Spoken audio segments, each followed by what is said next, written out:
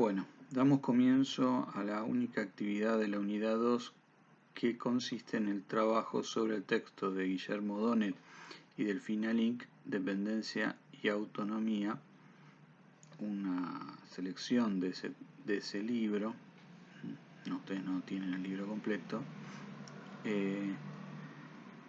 Dentro de esto tienen que focalizar su atención en los conceptos de dominación-dependencia, poder e influencia, características de los recursos, ámbitos, extensión, intensidad, efectos y costos del poder y de la influencia.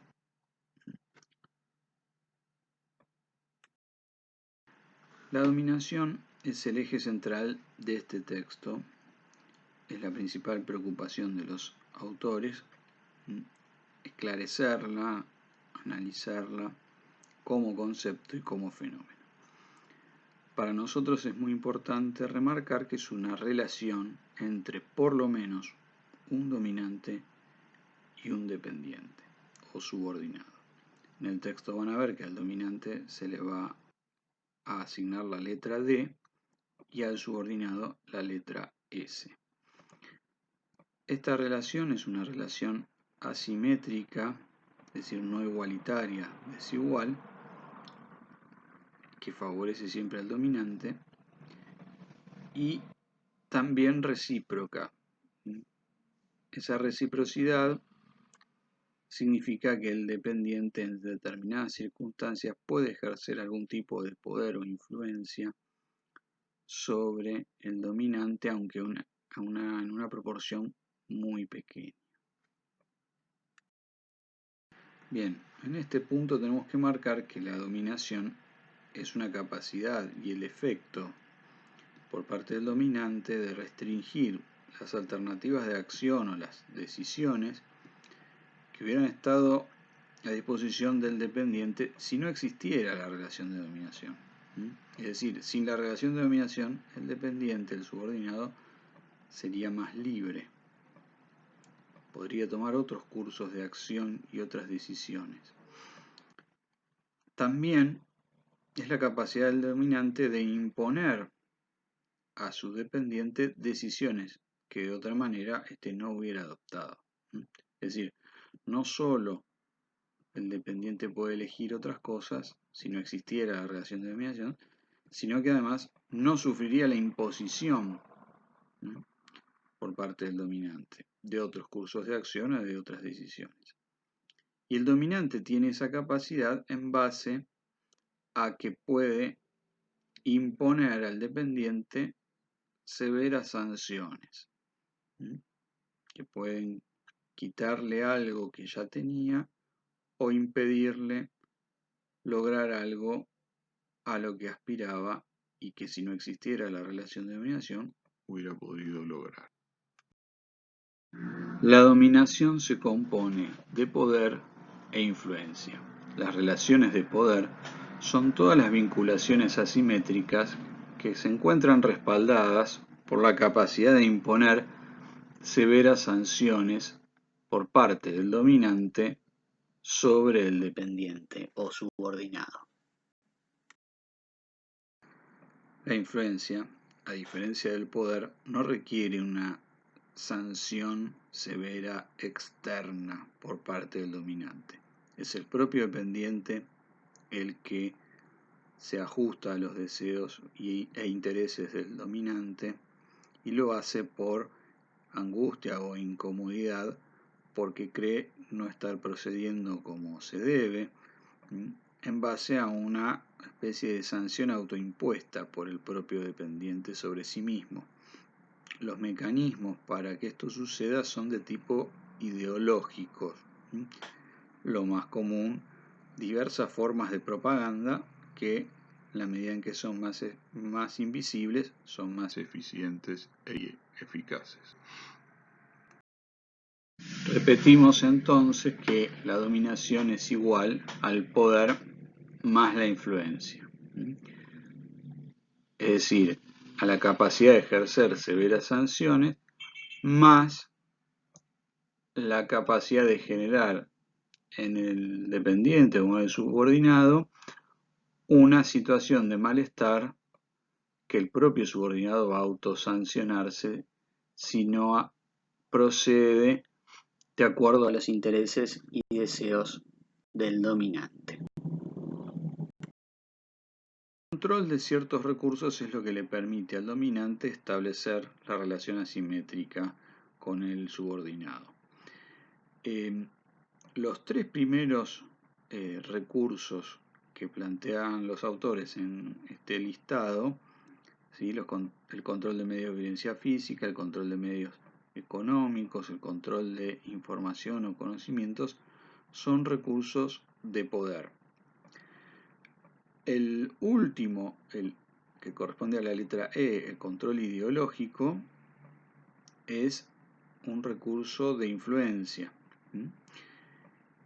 Y el que corresponde con la letra D es una situación intermedia o mixta, podríamos decir, con más propiedad, porque ahí hay un control sobre las decisiones de otros actores que suelen aparecer como aliados, y ahí hay que ver qué tan libres son esos aliados en la relación, y que el dominante utiliza estos terceros actores, o sea, que están fuera de la relación entre el dominante y el dependiente, para que a su vez ejerzan poder o poder e influencia, en este sentido es que eran mixtos, sobre el subordinado, sobre el dependiente.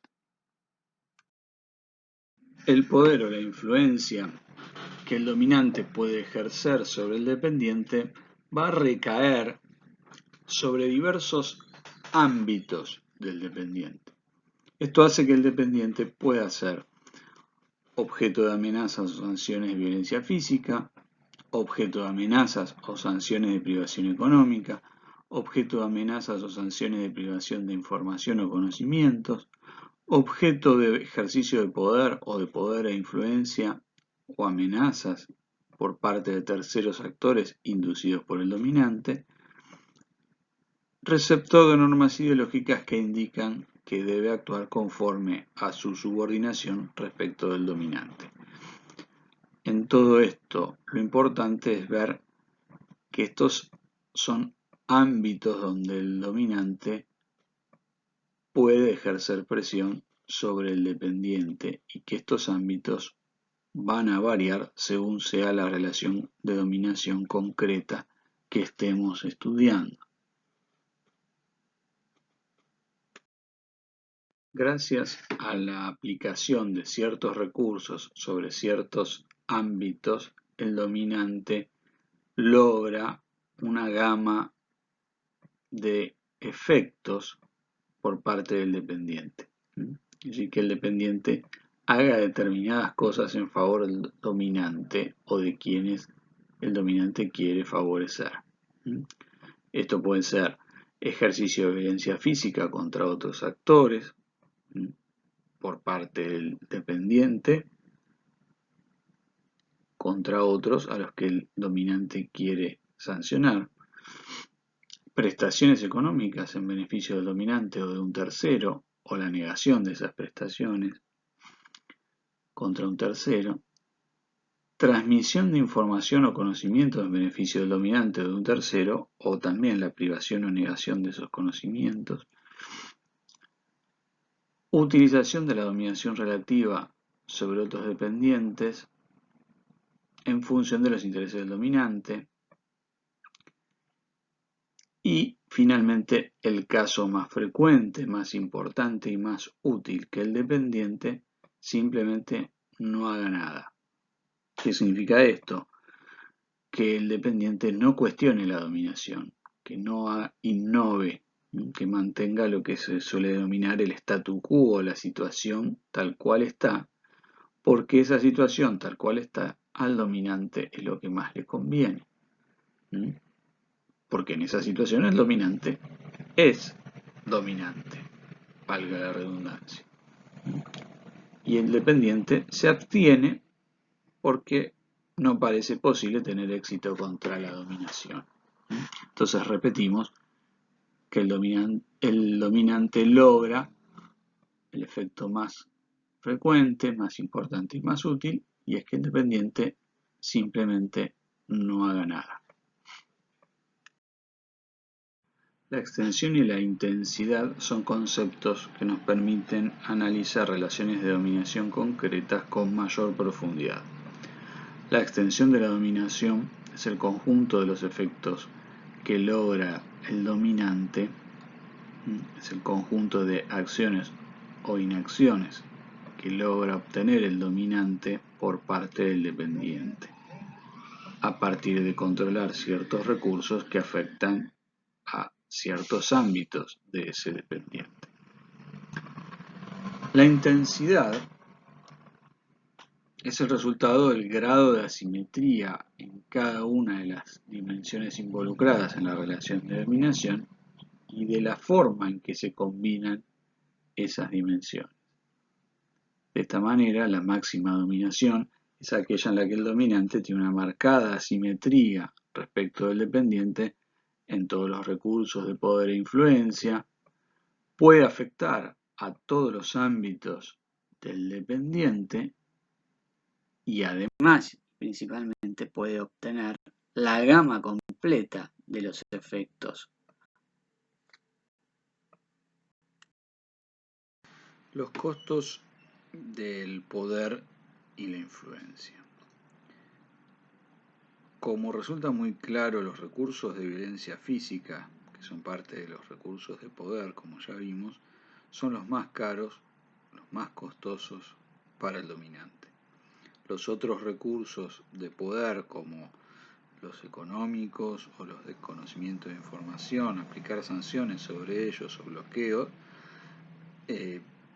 son un poco menos evidentes y por lo tanto un poco menos costosos, pero en general todos los recursos de poder, cuando se amenaza con su utilización o directamente se los utiliza, resultan en costos importantes, costos políticos, siempre estamos hablando de costos políticos, para el dominante.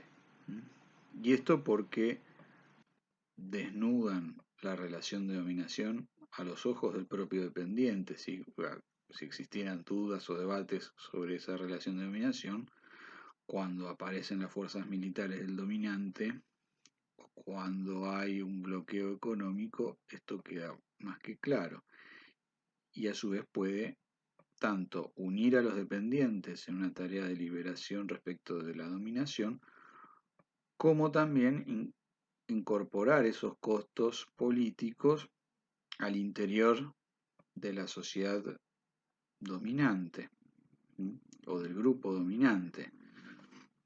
Si esto sucede cuando se traspasan ciertos límites, ciertos umbrales en el uso de los recursos y especialmente y muy comúnmente en la historia los recursos de violencia física. Por el contrario, la influencia, al ser menos visible y ser más sutil y estar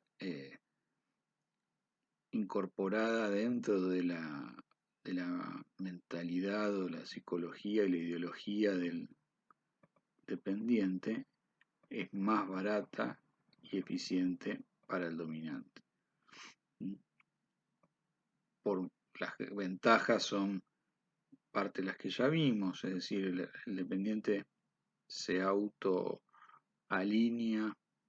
y se autosanciona si no se alinea con los intereses y los deseos o las expectativas del dominante.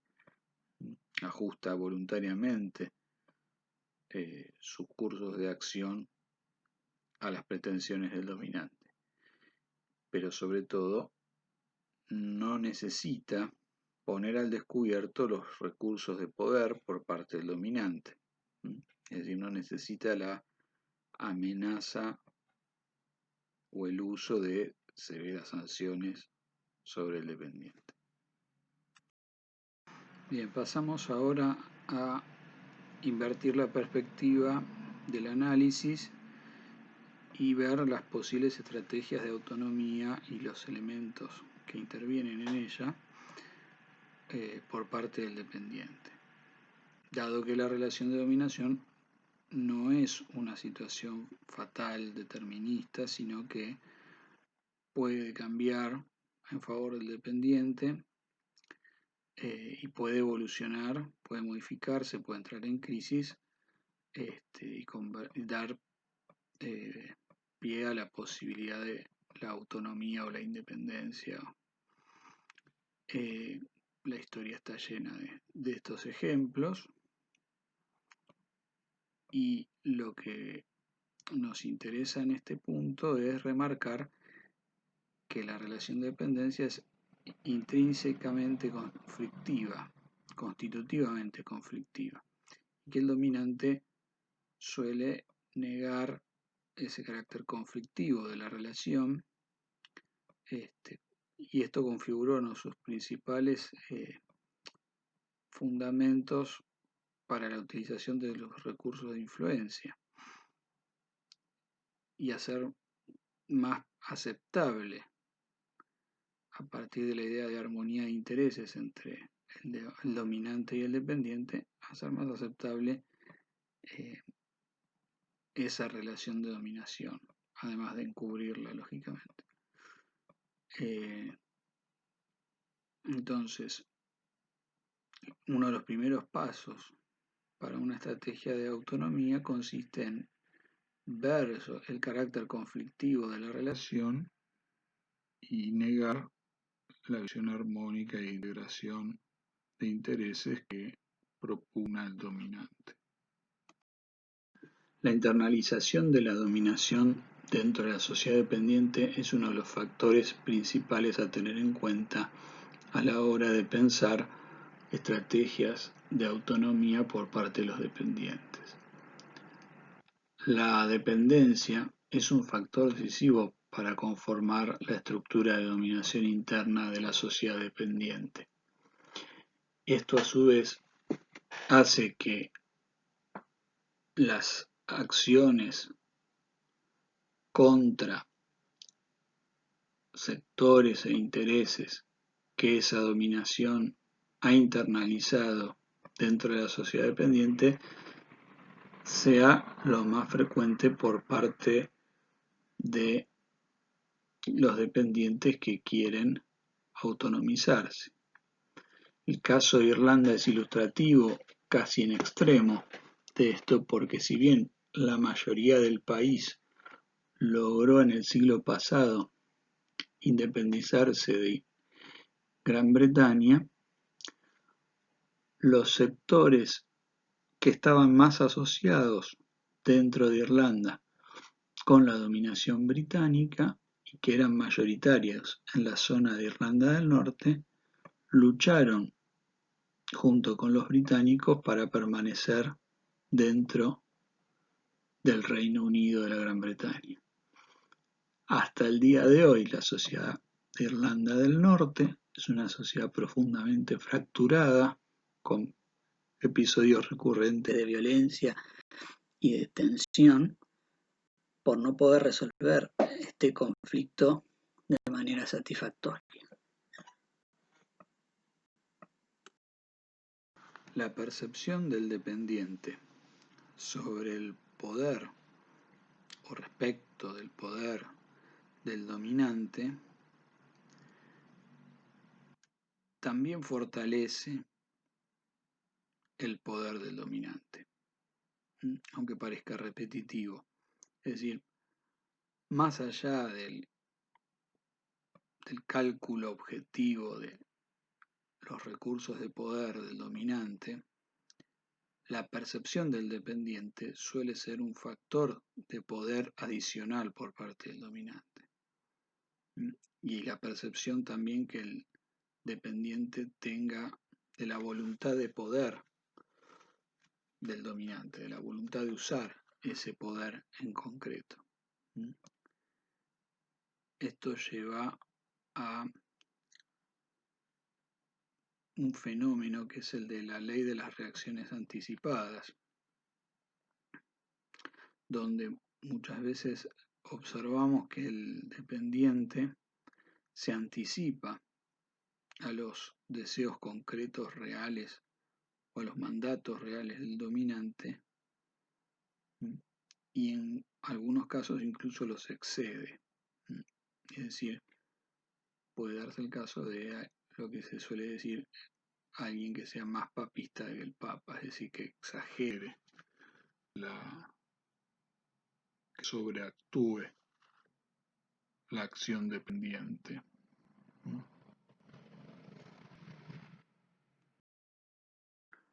Los autores distinguen entre capital potencial y capital real de poder de cada actor.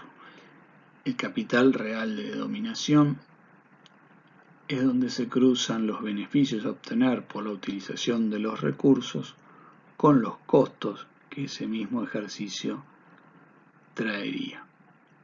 El cálculo de ejercicio del poder evalúa las posibles reacciones en otros dependientes o dominantes y suele determinar una abstención del uso de todo el poder potencial que se podría poner en juego. Dada su debilidad relativa, un acertado cálculo del capital real de poder es más decisivo para el dependiente que para el dominante a la hora de elaborar estrategias de autonomía. Dada la internalización de la dominación dentro de la sociedad dependiente, la estrategia racional de los sectores dominantes de esa sociedad dependiente suele consistir en subutilizar el poder real de su propia nación, porque como mucho intentan conseguir una renegociación de los términos de la dependencia, pero no romper con esa dependencia. Finalmente, las posiciones de dominación no suelen ser gratuitamente cedidas, deben ser ganadas por aquellos dependientes que se han propuesto dejar de ser dependientes y convertirse en independientes o autónomos. Recuerden que después de haber leído el texto obligatorio deben poder estar en condiciones de contestar estas preguntas.